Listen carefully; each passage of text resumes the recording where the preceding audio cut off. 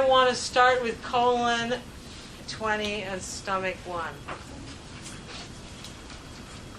The essence of colon 20 to stomach 1 is yuck. Blech. Baby doesn't like the food and will spit it out. Blech. Every nice person in this room, I'm not moving on until you go, yuck. Yuck. It's not as projectile as that. That gets the gallbladder involved. It's like, nah. Don't like the food on my plate. You might even want to wrinkle your nose a little bit, like, yeah, that kind of face. Oh, to put them like that, yeah. Yeah, the curling up of your nose. This is like way beyond Elvis. Feel how it feels when there's like, and it thickens like you're like, yeah, you get, the sneer or the rejection, like, But if it's just the sneer, it's usually more on colon 20. But when it's like, I don't want to eat that. Feel it, like really do it with your face. It's like, I don't want to eat that. I don't like the smell of it, and I definitely don't want to put it in my mouth. I'm really going to encourage those of you who are not doing it to go ahead, and let your face, and like feel the yuck face. Because it's definitely the case. You won't see it, won't be intense necessarily. It might be intense. But you want to be able to feel it in your own face. It's like, I don't want to eat that. This is just, when it's stomach, it's more disgust. And when it's colon, it's more disdain. So you might even want to feel with your face. What is it when it's really more disdain? I wouldn't eat that. I wouldn't even associate with anyone who ate that. But feel it. Feel it. This is going to be diagnostically useful. It's clinically useful. It's like, and if it's more like disgust, like, you ate that and you want me to eat that? Because you know you got it right when it's not only in your face, but your stomach actually starts to turn a little bit. Yeah, that's beautiful. It's like, bad. Yeah.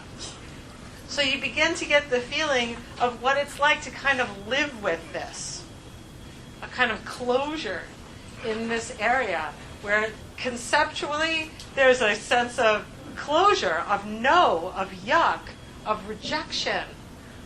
That I'm not going to smell the roses because they all smell like crap.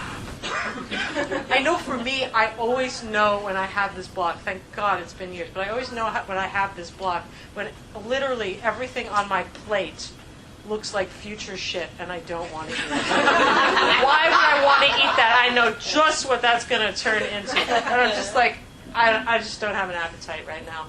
Thanks. And it doesn't matter if it's the most exquisite sushi, it's still future shit and I know it.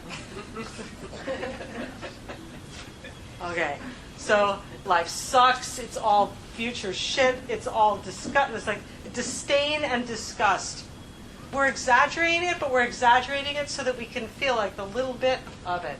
There can be a profound lifelong depression that comes from this kind of preemptive rejection that does not allow anything to be beautiful. You can feel, right, if you have this expression a little bit stuck on your face, and you go into the most beautiful rose garden there is. It's just future compost.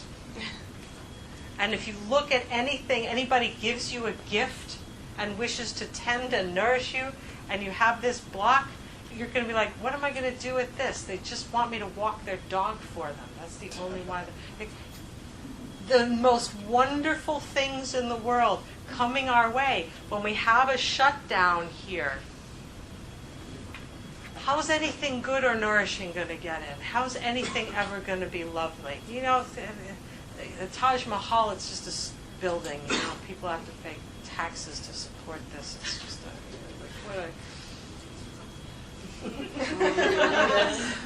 But feel the grief that can be chronic underneath it, and feel the malnourishment that can be here because of a